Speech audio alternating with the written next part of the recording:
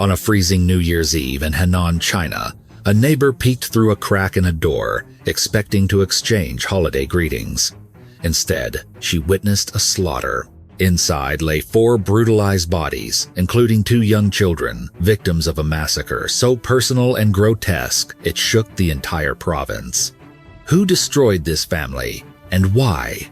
Support our channel by subscribing as we uncover this winter nightmare.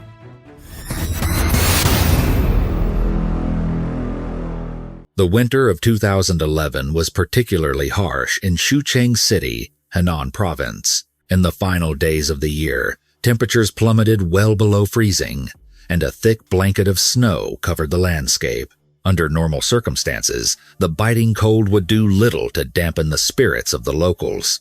It was a time of anticipation, with families bustling about to prepare for the upcoming New Year festivities. The air should have been filled with the sounds of reunion and the smell of cooking food.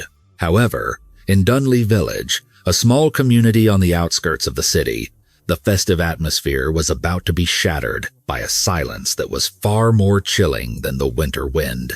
On the morning of December 31st, 2011, the village of Dunley woke up to a gray, overcast sky. At 8 o'clock in the morning, 2 local women walked through the snow toward the home of Chen Aikin. Chen Aikin, a 36-year-old divorcee, was a well-known figure in the village. She was vibrant, sociable, and famous for her cooking. Living alone with her children, she had maintained a wide circle of friends and often hosted neighbors for meals. The 2 women had a standing appointment to visit Chen that morning, but when they arrived at her front gate, the house was silent. The door was locked tight. The windows were dark. The women knocked, calling out Chen Aichen's name, their breath visible in the frosty air. There was no answer. Assuming their friend had overslept or perhaps gone out early for errands without telling them, the neighbors eventually shrugged off their concern and returned to their own homes. By noon, however, the silence began to feel oppressive. Wang Hong, one of the neighbors who had visited earlier, returned to borrow some kitchen supplies. The house remained shut. The snow in the courtyard was undisturbed, save for the footprints they had left earlier that morning. A sense of unease began to gnaw at Wang Hong. It was unlike Chen Aikin to be unreachable, especially on such a significant day. Wang Hong pulled out her mobile phone and dialed Chen's number. Faintly, from inside the locked house, the sound of a ringtone began to chirp. It rang and rang, echoing in the empty space. But nobody picked up. Panic began to set in. Wang Hong approached the main entrance, a weathered stainless steel door that had seen better days. She pressed her face against a small gap in the frame, using the flashlight function on her phone to pierce the gloom of the interior. At first, she saw only shadows. Then, as her eyes adjusted to the darkness, shapes began to resolve on the floor. She saw a figure lying prone. It was Chen Aikin, motionless on the tiles. Surrounding her body was a sprawling, dark pool. To the naked eye, it looked like water, but the metallic scent drifting through the crack suggested something far more sinister. Wang Hong rubbed her eyes, praying it was a trick of the light, but the image remained. The liquid was red. It was blood. Wang Hong scrambled back from the door, screaming. Her cries tore through the quiet village, drawing neighbors out of their homes. "Murder! There's been a murder!" she shrieked, her legs trembling so violently she could barely stand.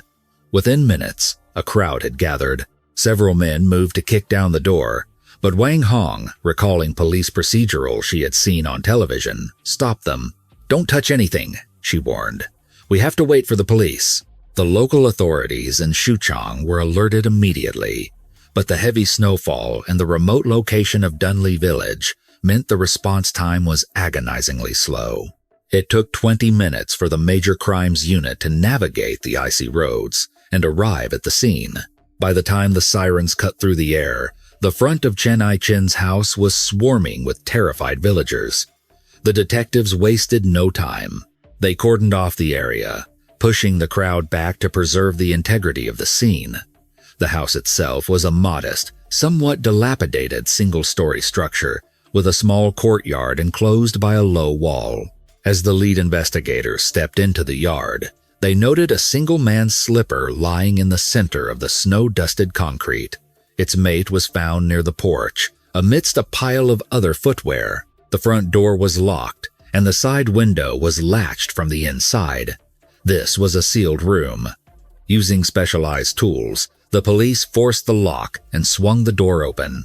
Immediately, a wave of warm, fetid air rolled out, carrying the unmistakable, coppery stench of massive blood loss. The living room was a slaughterhouse. 2 adults lay dead on the floor. The first was identified immediately as the homeowner, Chen Ai-chen. The second was a male, lying beside her. Both bodies were drenched in blood, their heads pointing toward the door, as if they had been trying to crawl to safety. 2 blankets had been thrown haphazardly near the threshold, soaked through, appearing as though someone had used them to dam the flow of blood and prevent it from seeping out under the door. The forensic pathologist began the grim task of cataloging the injuries. Chen Ai-chen wore a beige, spaghetti-strap nightgown. She wore no underwear. Her nightgown was dyed crimson, stiff with dried blood. The violence inflicted upon her was excessive, bordering on frenzied. She had sustained 22 separate stab wounds. The fatal blow had pierced her chest on the left side, severing the aorta and puncturing the heart. Additional wounds clustered around her neck, suggesting an attempt to silence her, while defensive cuts on her arms and hands indicated she had fought desperately for her life. But it was the nature of the other injuries that signaled a specific motive. Chen Ai-king's genital area had been savagely mutilated, slashed repeatedly with a sharp object. It was a clear message of hatred, sexual rage, or punishment. Swabs taken from the scene later revealed the presence of semen, suggesting she had engaged in sexual intercourse shortly before her death. The police were left with 2 chilling possibilities. Either she had been intimate with her partner just before the attack, or the killer had sexually assaulted her as part of the murder ritual. Lying next to her was the male victim. He appeared to be in his early 40s, dressed in a white tank top and thin boxer shorts, typical sleepwear. He had been stabbed 17 times. Like Chen, his chest had been targeted. The stab wounds on his left pectoral muscle were so numerous they overlapped, creating a gaping cavity in his chest wall. The force required to inflict such damage was immense.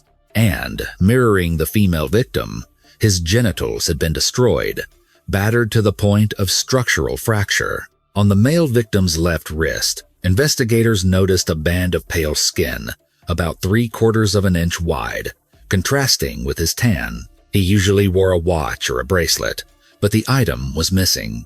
Had the killer taken it as a trophy, or had the victim simply taken it off before bed?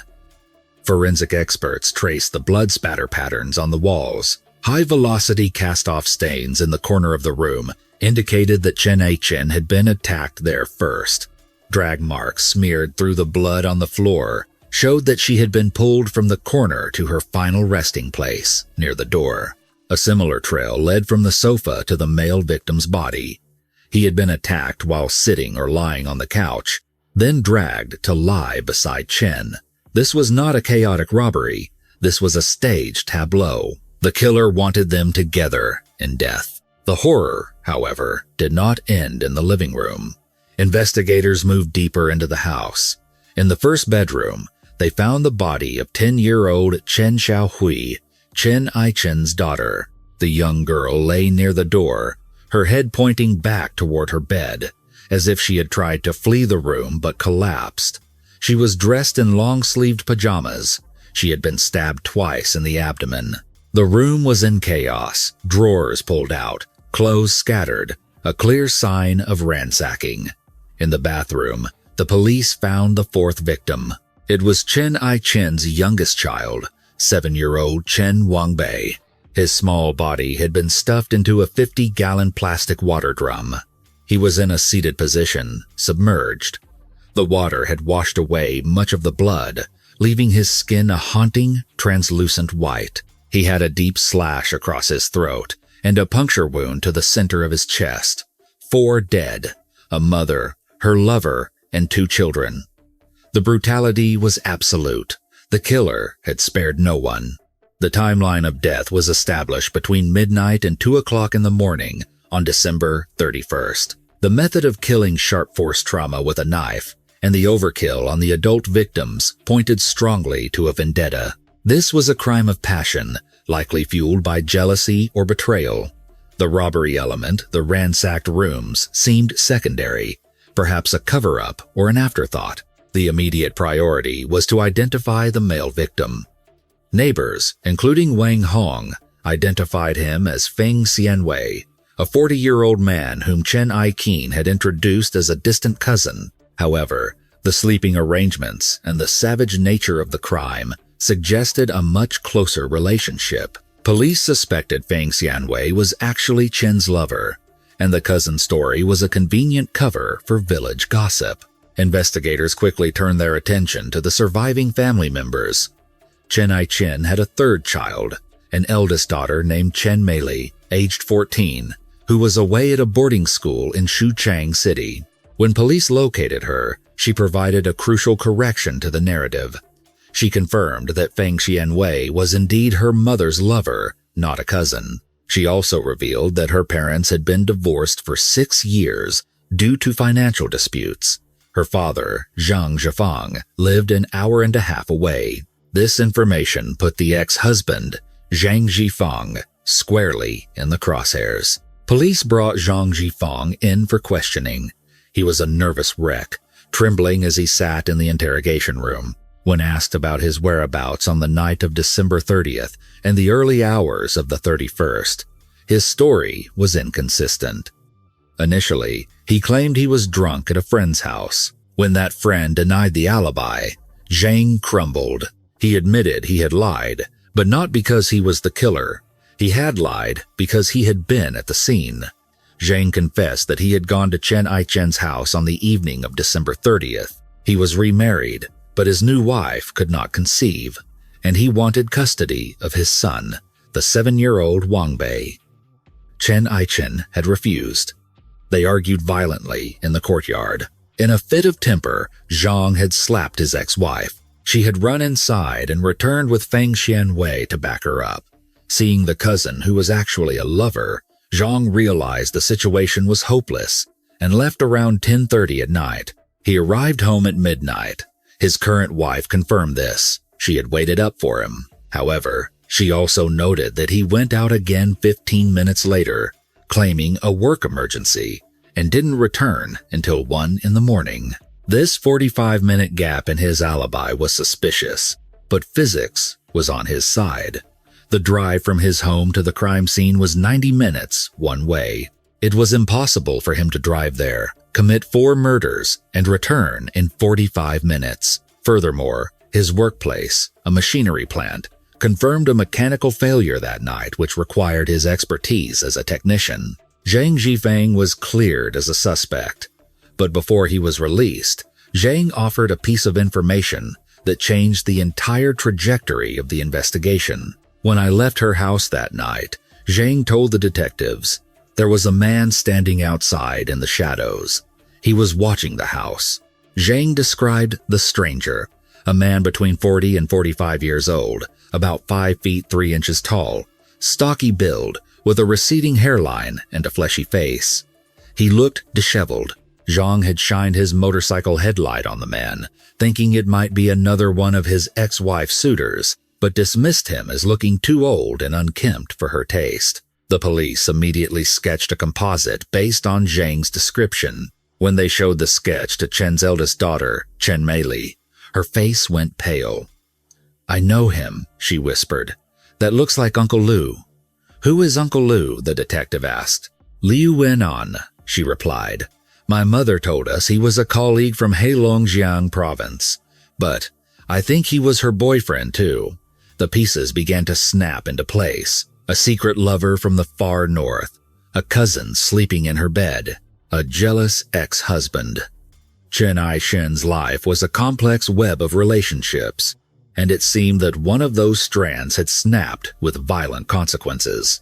Further investigation by the police uncovered that just days prior, neighbors had seen Feng Xianwei and Chen Aiqin arguing with a stranger who matched Liu Wen'an's description.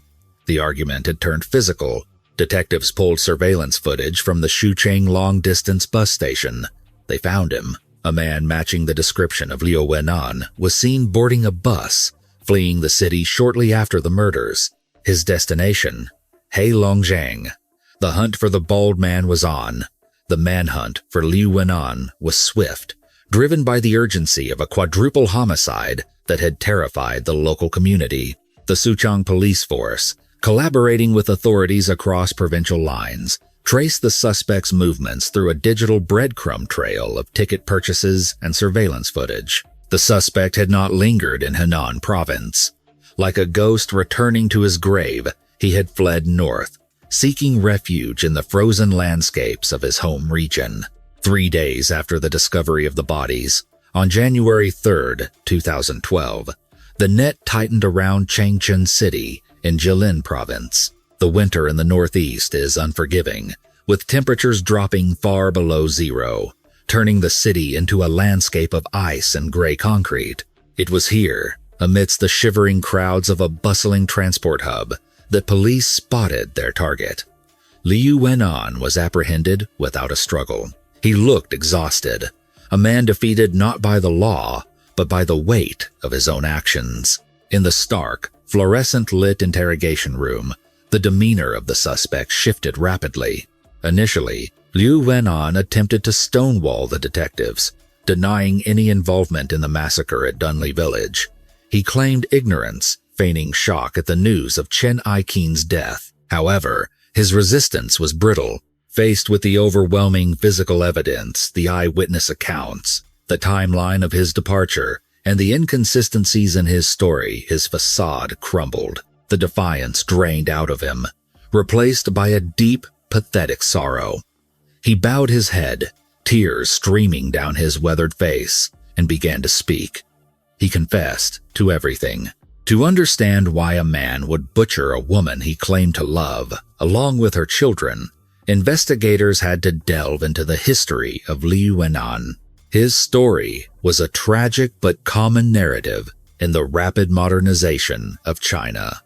A story of a man left behind. Born into destitute poverty in a rural village, Liu Wen'an's life had been a struggle for survival from the very beginning. His family could not afford to educate him.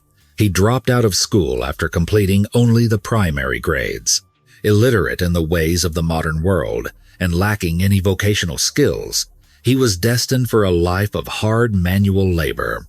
He spent his youth in the fields, working the land until the soil offered nothing more. Desperate to escape the crushing cycle of rural poverty, he joined the floating population, the millions of migrant workers drifting into China's booming cities in search of a better life. But the cities were cruel to men like Liu Wen'an.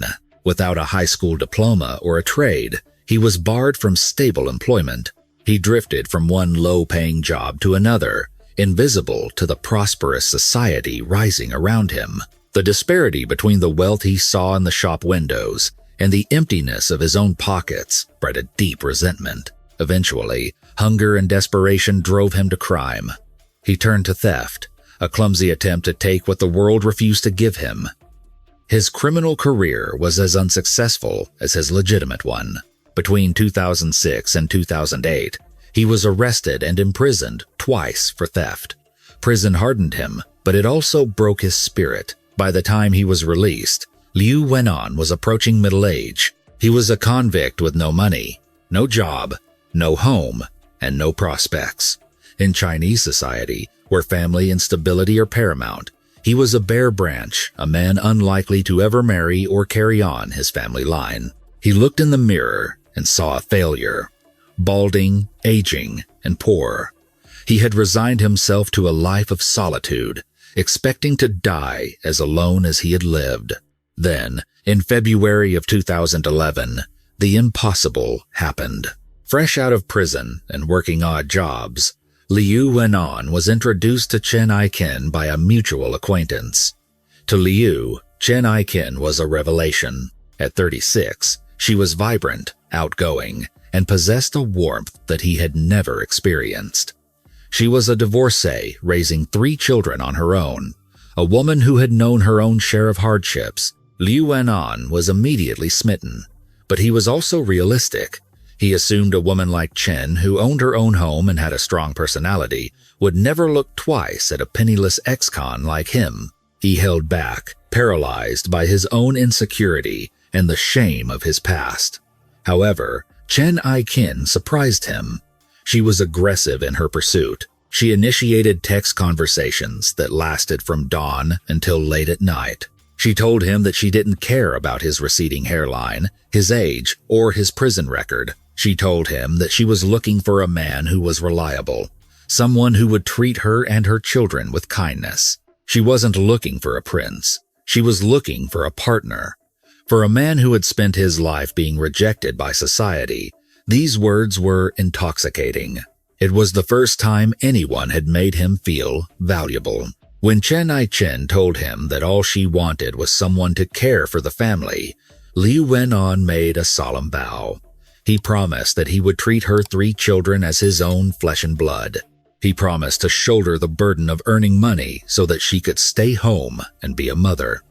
He promised to give her everything he had, and he meant it. Liu Wenan threw himself into the role of the provider with a fanatical intensity. He saw this relationship not just as a romance, but as his salvation, his last chance at a normal life.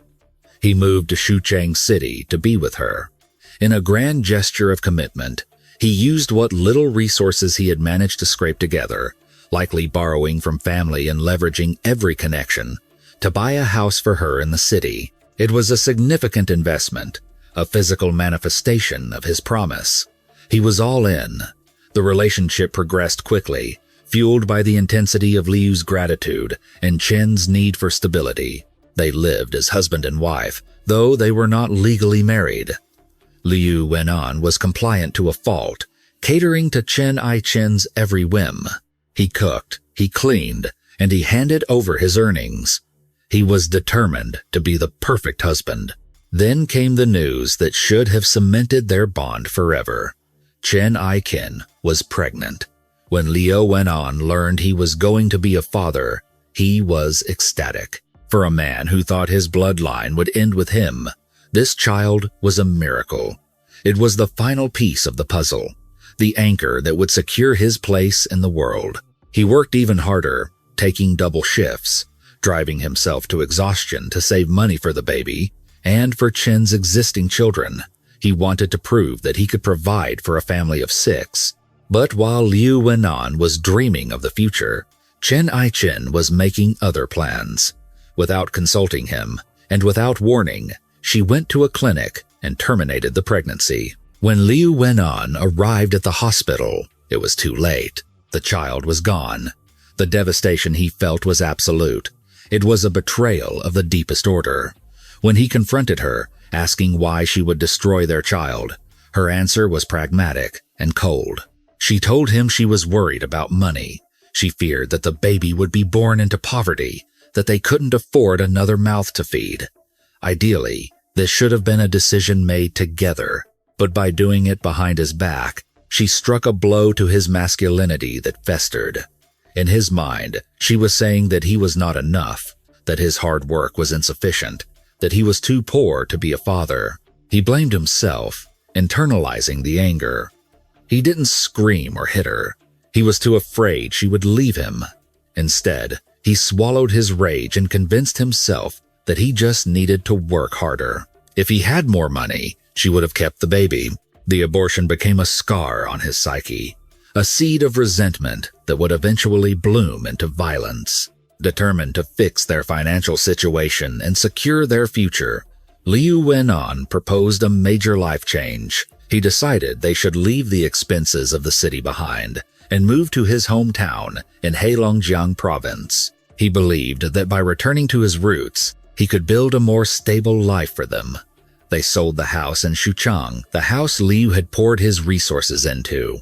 With the proceeds and his savings, they traveled north to the frozen plains of Heilongjiang. However, the 3 children, Chen Meili, Chen Xiaohui, and the young boy Chen Wangbei did not come with them immediately. They remained in Xuchang to continue their schooling, staying in boarding accommodation. To ensure the children were looked after in their absence, Chen Aiken reached out to a relative. She called upon her cousin, Feng Xianwei. This was the first time Feng Xianwei truly entered the picture as a guardian figure. Liu Wenan, trusting his wife, agreed to the arrangement. He believed Feng was merely a helpful relative, a distant cousin who was doing them a favor. He had no reason to suspect that the man watching over his stepchildren was actually his predecessor and his replacement. Back in Heilongjiang, Liu Wenan worked like a dog. He leased nearly 3.5 acres of land in his village, planning to farm.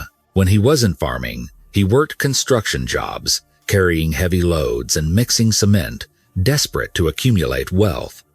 He did everything for Chen Aiken. He wouldn't even let her wash a dish or sweep the floor. He wanted her to live like a queen, hoping that his servitude would guarantee her loyalty. His family, however, saw things differently. Li Wenan's younger sister watched the dynamic with growing alarm. She saw a brother who was being bled dry. She saw a woman who contributed nothing financially, who sat idle while her brother worked himself to the bone. She warned him explicitly, "Be careful. She might be a scammer. She's just here for your money." Liu Wenan refused to listen. He was blinded by his desperate need for this family to be real. He told his sister that their love was genuine, that Chen Aiken was his soulmate. "Even if she cheats me," he told his sister, "I am helping her raise her children. That is a good deed." He was rationalizing his exploitation, trying to frame his victimhood as nobility. The fragile equilibrium of their life in the north was disrupted by a phone call from Xuchang. A teacher from the boarding school contacted Chen Aiken to report that her eldest daughter, Chen Meili, was acting out and getting into trouble. The teacher insisted that the parents needed to be more involved. Chen Aiken was distraught. Seeing her distress, Liu Wenan immediately stepped up again. He proposed that they bring all 3 children to Heilongjiang to live with them. It would be a financial strain, but he was willing to take it on. To make this happen, he humbled himself and borrowed 4,000 yuan, roughly $630 at the time, from his skeptical sister. With the cash in hand, Liu Wenan and Chen Aiken traveled back to Xuchang City to collect the children. It was a trip intended to reunite the family. Instead, it would be the catalyst for the end. Upon arriving in Xuchang, Liu Wenan felt it was appropriate to thank the man who had been watching over the children. He arranged a dinner to treat Feng Xianwei, the cousin, as a gesture of gratitude. They sat down at a local restaurant, Liu Wenan, Chen Aiken, and Feng Xianwei. As the meal progressed, Liu Wenan began to notice things, small things. The way Feng Xianwei looked at Chen Aichen was not the look of a cousin. It was too familiar, too intimate. Feng would casually touch her shoulder, pat her back, or smooth her hair. The body language was undeniable. When Chen Aiken got up to use the restroom, Feng Xianwei waited a moment and then followed her. They were gone for a suspicious amount of time. Liu Wenan sat alone at the table, the food turning cold in front of him. The seeds of doubt, planted by his sister and watered by his own insecurities, began to sprout. When they returned to the table, he masked his suspicion. But later, in private, he confronted Chen Aichen. "Is he really just your cousin?" Liu asked. "Why are you two so close?" Chen Aichen looked him in the eye and lied without hesitation. She insisted that Feng was family, that they had grown up together, and that their closeness was purely platonic. She chided Liu for his jealousy, making him feel small for doubting her. Desperate to believe her and terrified of rocking the boat, Liu Wenan chose to suppress his instincts. He accepted her explanation. He swallowed the humiliation. The next day, they packed up the children and boarded the train back to Heilongjiang. Liu Wenan used every connection he had in his hometown to pull strings and get the children enrolled in local schools without the proper residency permits. He was doing everything a father should do, but the ghost of Feng Xianwei had followed them north. One evening, shortly after they had settled in, Chen Aichen's phone rang. It was Feng. Li Wenan was in the room and could hear the tinny voice on the other end of the line. He couldn't make out the words, but he could hear the tone. Feng Xianwei was crying. He was wailing, sounding like a man heartbroken. Chen Aichen listened quietly, then hung up. She sat on the edge of the bed, tears rolling down her cheeks, staring into nothingness. The atmosphere in the house shifted instantly. The silence was heavy, suffocating. Early the next morning, Chen Aikin turned to Liu Wenan. The look on her face was one of detachment, a businesslike coldness that chilled him to the bone. "I need to tell you something," she said. "Feng Xianwei is not my cousin. We are lovers." Liu Wenan stood frozen, his world collapsing. "I want to break up," she continued. "I need to go back to Xuchang." She then laid out a proposition that was as cruel as it was practical. She gave him a choice, negotiating her romantic life like a contract. "If I choose you," she said, "I will stay here in Heilongjiang, and we will live quietly. But if I choose him, I will take the children and go back." She paused, then added the kicker. "If I go back to him, I will pay you back for the children's tuition. I won't owe you a single penny."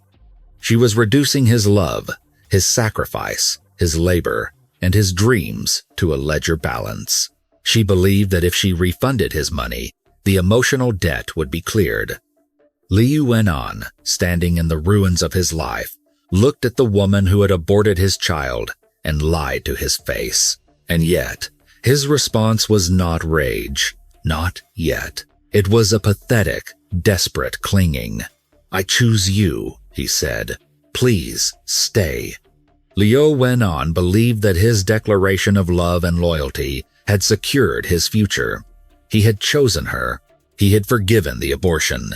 He had accepted her baggage. He believed that his willingness to stay, despite the revelation of her affair, would prove to Chen Aiken that no man would ever love her as deeply as he did. He waited for her to make good on her promise to settle down with him in the frozen north, far away from the complications of Xuchang City. But Chen Aiken's promise was nothing more than vapor in the cold air. A few weeks after their conversation, Liu Wenan returned home to a silence that was absolute and terrifying. The house was empty. The closets were bare. Chen Aichen had packed up her 3 children and vanished. She did not leave a note. She did not say goodbye. She simply erased herself from his life and fled back to Henan province, back to the arms of Feng Xianwei. For Liu Wenan, this was not just a breakup. It was an annihilation. He had alienated his sister by borrowing money he could not repay. He had leased land he now had no heart to farm. He was left in the wreckage of his own good intentions. A man who had given everything and received nothing but humiliation in return. He spent the next month in a state of paralytic depression, staring at the walls of the empty house, trying to understand how he had been so easily discarded. Then, just as he began to accept the bleak reality of his solitude, the phone rang. It was Chen Aichen. Her voice was not apologetic or shameful. It was bright, warm, and dripping with sweetness, as if nothing catastrophic had happened between them. She spoke to him with the familiarity of a wife calling a husband away on a business trip. "I haven't left you," she cooed, twisting the narrative with skillful manipulation. "I didn't run away because I wanted to leave you. It was the children. They couldn't handle the cold up north. They missed their friends. They were miserable." She paused, letting the excuse sink in, before delivering the hook. "We can still be a family," went on. "But it has to be here in Xuchang. If you come back to me, we can be together again. I miss you." A rational man, looking at the evidence of her betrayal, would have hung up the phone. But Liu Wenan was not operating on rationality. He was operating on the sunk cost fallacy. He had already invested his money, his reputation, and his emotional sanity into this woman. Walking away now meant admitting that it had all been for nothing, that he was just an old fool who had been conned. Going back gave him a chance, however slim, to validate his sacrifice. He made the fatal decision to return. Liu Wenan liquidated what little he had left. He took his life savings, a sum of 30,000 yuan, roughly 4,700 US dollars, and traveled back to Xuchang City. He was bringing his entire net worth to the table, a final offering to the goddess of his destruction. Upon his arrival, Chen Ai-chen played the role of the welcoming partner. She helped him find a rental property, a modest house where they could live together with the children. To generate income for the family, Liu Wenan decided to invest his capital into a mushroom farming business. It was a grueling, labor-intensive venture. Mushroom farming required constant attention, precise humidity control, and long hours of back-breaking work in damp, dark conditions. Liu Wenan threw himself into the work.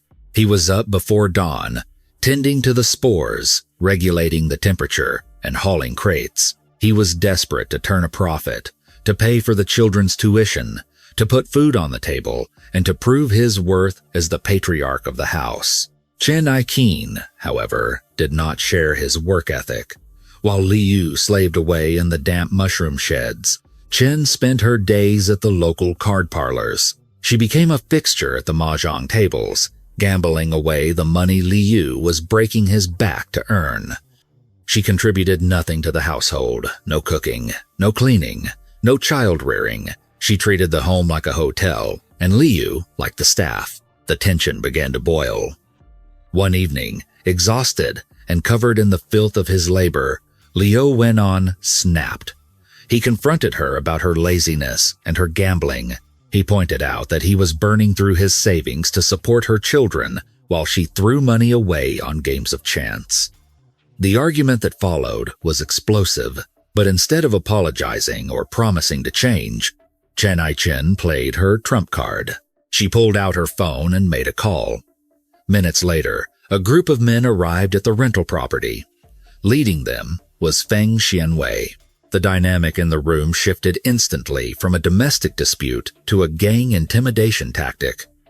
Feng Xianwei, emboldened by his posse of 3 thugs, sneered at Liu Wenan. Chen Ai-chen stood behind them, her face twisted in a mask of cruelty. She looked at Liu, the man who had bought her a house, paid for her children's school, and moved across the country for her, and she rewrote their history in a single sentence. "He is nobody," she told Feng and his goons.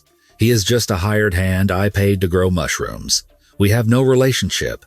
He is just a worker who is getting out of line." The words hit Liu Wenan harder than a physical blow. She was stripping him of his identity, reducing his love and sacrifice to a transactional employment contract. She was demasculinizing him in front of his rival. Feng Xianwei and his men physically intimidated Liu, shoving him toward the door, threatening violence if he didn't leave the premises immediately. Overpowered and outnumbered, Liu Wenan was forced to flee the house he was paying for. He wandered the streets for hours, his mind a whirlwind of shame and impotent rage. Later that night, when the adrenaline had faded and hunger set in, Liu Wenan returned to the rental house, hoping to salvage some of his belongings or perhaps reason with Chen. What he saw through the window shattered whatever restraint he had left. Chen Ai-chen and Feng Xianwei were sitting at the dinner table, sharing a meal. They were laughing. The atmosphere was intimate, domestic, and warm. It was the life Liu had paid for, being lived by another man. Liu burst into the room. Feng Xianwei, seeing the disheveled and desperate ex-convict, did not back down. Instead, he decided to twist the knife. He put his arm around Chen Ai-chen, pulled her close, and smirked at Liu. "Go on," Feng taunted, looking at Chen. "Call me husband. Tell him who the real man of the house is." Chen Ai-chen giggled and complied. Something inside Liu Wenan snapped. The wiring of his sanity, frayed by months of manipulation and abuse, finally sparked and short-circuited. He let out a roar of primal fury, grabbed a vegetable cleaver from the kitchen counter, and charged. Feng Xianwei, realizing that this was no longer a game of intimidation but a fight for survival, scrambled away from the table. He bolted out of the house, terrified by the murderous look in Liu's eyes. Liu chased him into the street, waving the blade, screaming threats, but Feng was faster and managed to escape into the night. The violence of the evening resolved nothing. It only deepened the quagmire. The next day, Feng Xianwei contacted Chen Aiqin with an ultimatum. He demanded compensation for the emotional distress and the threat to his life. He told Chen that Liu Wenan had 10 days to either move the children back to Heilongjiang and leave Xuchang forever, or pay him 60,000 yuan, nearly $9,500. It was pure extortion. Chen Aiqin, terrified that Feng would leave her or hurt her, turned the pressure back onto Liu. She demanded he solve the problem. She didn't have the money, and she knew Liu didn't either. But instead of cutting ties with the extortionist, she managed to calm the situation down temporarily, likely by paying Feng a smaller sum from the money Liu had given her. Incredibly, after this incident, the cycle of abuse reset. Chen Aiqin, needing Liu's labor and his remaining funds to keep the household running, sweet-talked him back into the house. She cried, she apologized, she played the victim. And Liu Wenan, a man with nowhere else to go and no pride left to protect, agreed to stay. He convinced himself that the outburst with the knife had scared Feng away for good. They lived together for another week in a fragile, toxic truce. Liu went back to the mushrooms. Chen went back to her secrets. But suspicion is a cancer. Once it takes root, it cannot be removed. Liu Wenan noticed that Chen was returning home later and later. Her excuses were flimsy. One afternoon, he decided to follow her. He trailed her through the winding streets of Xuchang until she stopped at a cheap guest house. A few minutes later, Feng Xianwei arrived and entered the same room. Liu Wenan stood outside the motel, staring at the closed door. The reality was undeniable. She wasn't just using him for money. She was actively mocking him. She was sleeping with his rival while he worked to feed her children. When Chen returned home that evening, the argument was catastrophic. This time, there was no sweet talk. Chen Aiqin realized that Liu had served his purpose. He was out of money, he was becoming volatile, and he was interfering with her affair. It was time to discard him permanently. She made a call. Within half an hour, a van pulled up. 6 or 7 men poured out local toughs hired to do the dirty work. They stormed into the house, grabbed Liu Wenan, and physically threw him into the street. They tossed his meager belongings out after him, his clothes, his bedding, the few tools he owned. Liu Wenan sat on the curb, surrounded by the debris of his life. He looked up at Chen Aiqin, who stood in the doorway, her arms crossed, her face hard as stone. "What do you want me to do?" Liu asked, his voice cracking. "I have no money. I have no home. I can't go back to my village in this state. You've taken everything." Chen Aiqin looked down at him with eyes devoid of empathy. She delivered the final sentence, the words that would seal her fate and the fate of her children. "I don't care," she said cold. "If you leave Xuchang and disappear, you will be safe. If I ever see you again, these men will not be so gentle." She slammed the door. The lock clicked shut. Liu Wenan sat in the freezing darkness of the December night. He was 42 years old. He was a convicted thief. He was broke. He was homeless. He had been used as a bank account, a servant, and a fool. The woman he loved had aborted his child, stolen his savings, and humiliated him before his enemy. As he sat there, the despair began to harden into something cold and sharp. He realized that his life was effectively over. He had no path forward. There was no redemption, no fresh start waiting for him. The only thing left to him was the balance of the ledger. She had taken his life from him. It was only fair that he took hers in return. He stood up, leaving his clothes on the sidewalk. He walked to a nearby hardware store, which was closing for the night. He purchased 2 knives, sharp, sturdy, butcher-quality blades. He did not flee the city. He did not go to the police. He found a shadowed spot near the wall of Chen Ai-chen's courtyard, and he waited. He waited through the cold of December 30th. He watched the house. He watched the lights go on and off. He saw Feng Xianwei arrive.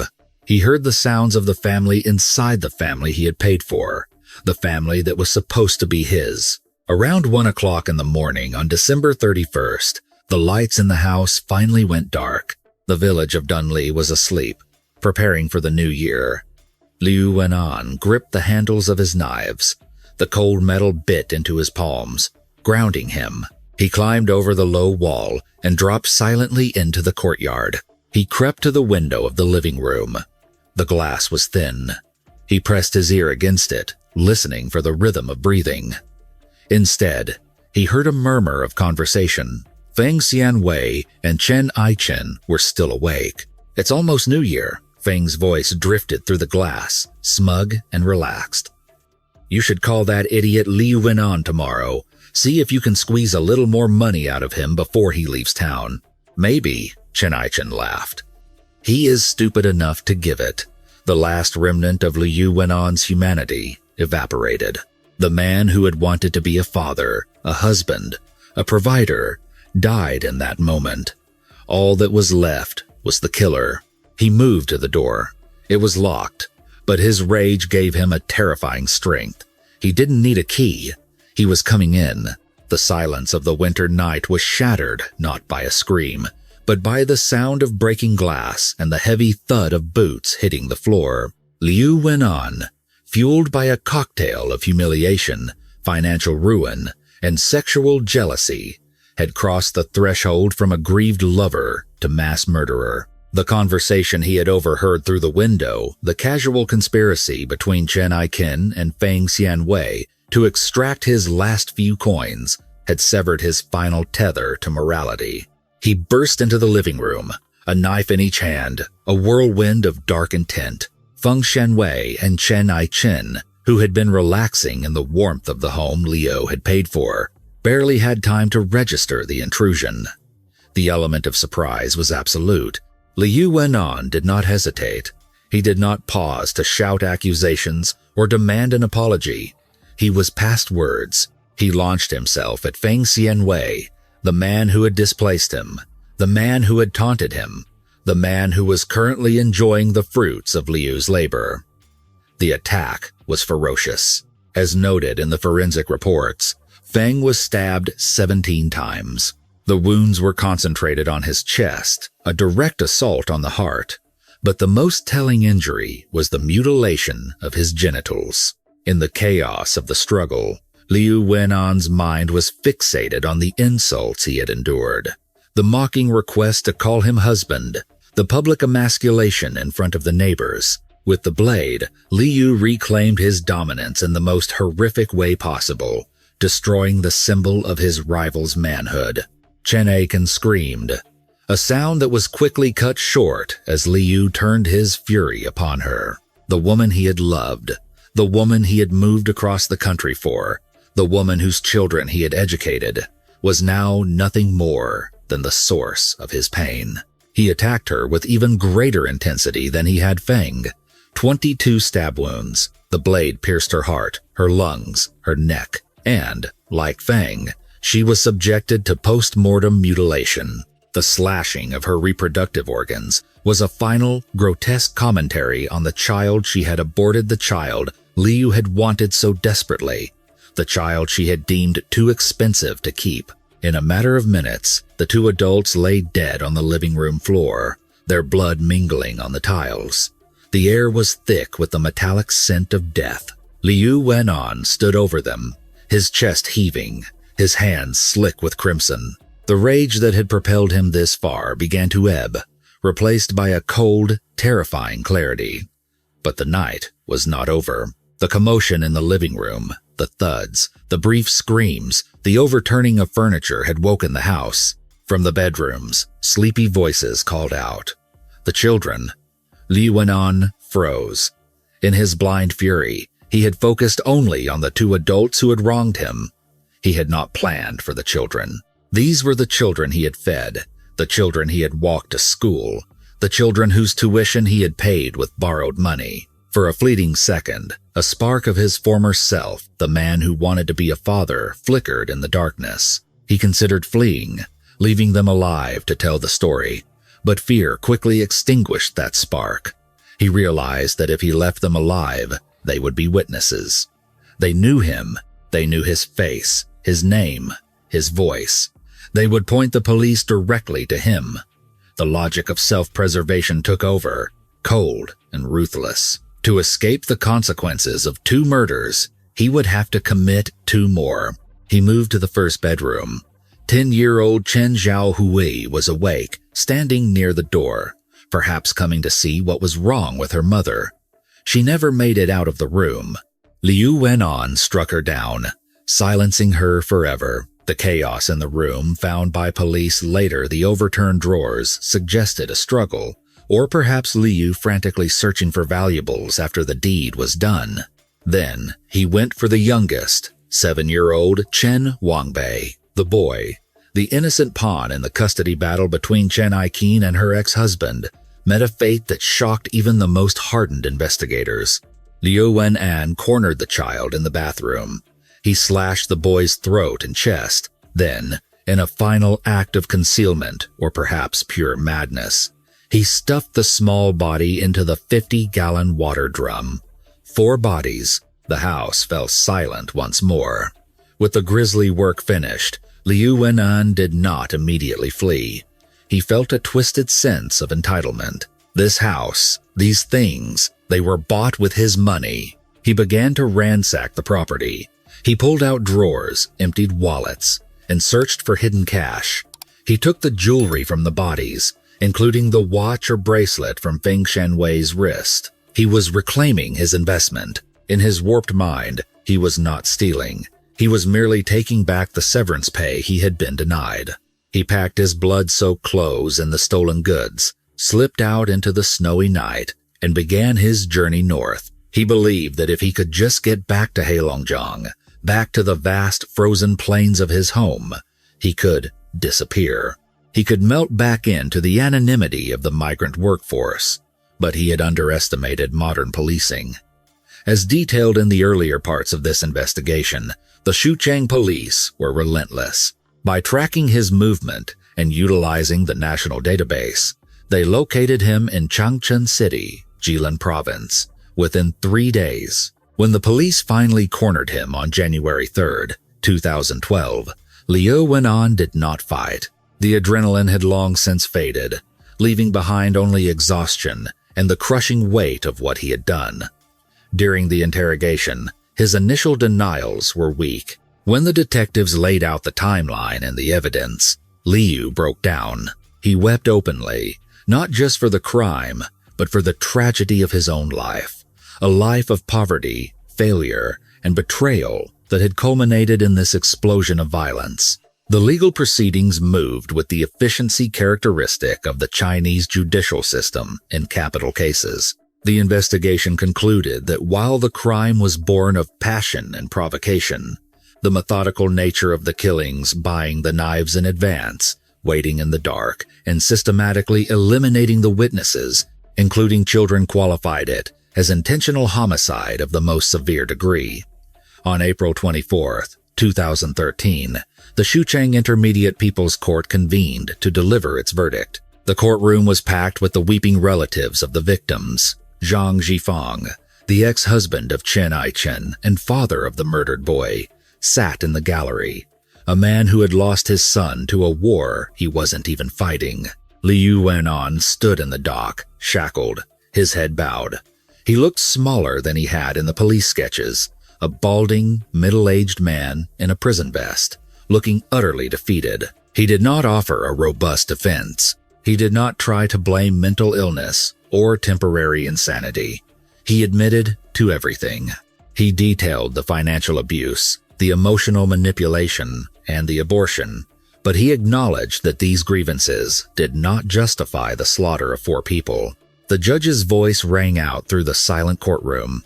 For the crime of intentional homicide, resulting in 4 deaths and executed with extreme cruelty, Liu Wenan was sentenced to death. When the sentence was read, Liu Wenan did not scream or protest. He did not beg for mercy. He simply nodded, tears streaming down his face. He stated to the court that he accepted the judgment. He declined his right to appeal. He knew that for a man who had killed 2 children, there could be no other outcome. He told the court that he was sorry, though he knew his apology was worthless to the families he had destroyed. He spent the next 18 months on death row, waiting for the Supreme People's Court to review and ratify the sentence, a mandatory step in all death penalty cases in China. During this time, he received no visitors. His own family, ashamed of his actions, had distanced themselves. He died as he had feared he would live. Alone, a bare branch cut from the tree of society. On October 29, 2014, the order for execution was carried out. Liu Wenan was led from his cell for the final time. In accordance with modern Chinese protocol, he was likely executed by lethal injection, a clinical end to a messy, passionate, and brutal existence. The case of the New Year's Eve massacre in Dunley Village was officially closed. The police file was sealed, the evidence stored away, but the scars on the community remained. The house where the murders took place stood empty for a long time, a monument to the destructive power of toxic love. This tragedy serves as a grim autopsy of human relationships pushed to the breaking point. It is a story about the danger of treating people as commodities. Chen Aichen viewed Liu Wenan not as a partner, but as a resource, a tool to be used, drained, and discarded. She underestimated the human capacity for rage. She believed that because Leo was quiet, because he was submissive, because he was desperate for love, he was weak. She failed to realize that humiliation is a pressure vessel. You can only compress a man's dignity so far before it explodes. Liu Wenan, conversely, fell victim to his own delusions. He tried to buy affection with money he didn't have. He ignored the red flags, the warnings from his sister, and the evidence of his own eyes, because he was terrified of being alone. He allowed himself to be exploited until he had nothing left to lose. And a man with nothing to lose is the most dangerous man on earth. When he stood outside that window on New Year's Eve, listening to them plot to steal his last pennies, the cognitive dissonance shattered. He realized he wasn't a savior, a husband, or a father figure. He was a mark. And in that moment of absolute clarity, the only currency he had left to spend was violence. The tragedy is that in his attempt to balance the ledger, he wiped out an entire family, including the very children he had once sworn to protect. He sought justice for his broken heart, but he found only damnation. This case leaves us with a haunting question about the limits of human endurance. While nothing excuses the brutality of Liu Wenan's actions, particularly the murder of the children, one has to wonder, if Chen Aichen had simply let him walk away with his dignity intact, would they all still be alive today? It is a terrifying reminder that we never truly know what someone is capable of when they are pushed past their breaking point. What do you think? Was this a crime of pure evil, or the inevitable explosion of a man pushed too far by society and a toxic relationship? Let us know your thoughts in the comments below. If you found this case compelling, please like this video and subscribe to our channel for more deep dives into true crime cases from around the world. Stay safe and see you in the next video.